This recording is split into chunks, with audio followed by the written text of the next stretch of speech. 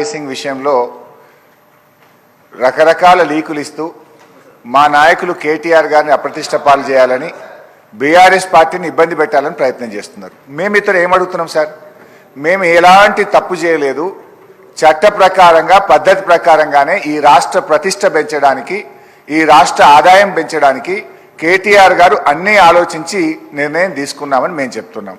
సభలో ఒక మంచి చర్చ చేద్దాం. నేనేమంటున్నా అంటే, ఒకవేళ మేము తప్పు చేసినామంటున్నారు కదా, ఏం తప్పు చేసినామో ఈ సభలో చర్చ చేయడం ద్వారా ఈ రాష్ట్ర ప్రజలకు చెప్పండి. మేము తప్పు చేయలేదు, మేము ఈ రాష్ట్రం కోసం చేసినామని మా నాయకుడు కేటీఆర్ గారు కానీ బీఆర్ఎస్ పార్టీ తరఫున మేము కూడా విషయాలు ప్రజల ముందు పెడదాం అంటున్నాం. మేము ప్రభుత్వాన్ని కోరేది, మాకు స్పష్టమైన హామీ ఇస్తే మేము సహకరిస్తాం. ఇవాళ ఈ బిల్ తర్వాత చర్చ పెట్టారా, ఈ బిల్లు ముందు చర్చ పెట్టారా? ప్రభుత్వం తరఫున రెవెన్యూ మినిస్టర్ గారు ఉన్నారు, వారు లేచి సార్ ఒక్క మంత్రి కూడా సభలో లేడు సార్. మీరు చూడండి, శాసనసభ అంటే ఎంత గౌరవం ఉందో ఒక్క మంత్రి కూడా సభలో లేడు sir. I don't want to going to that.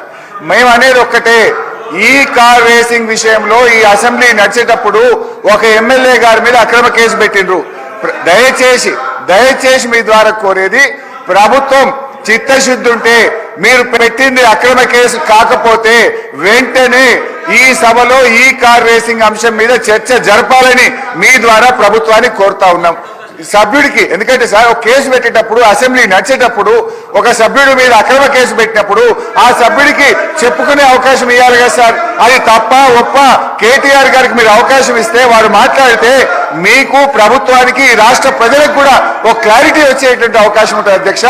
ఇది ముమ్మాటికి అక్రమ కేసు.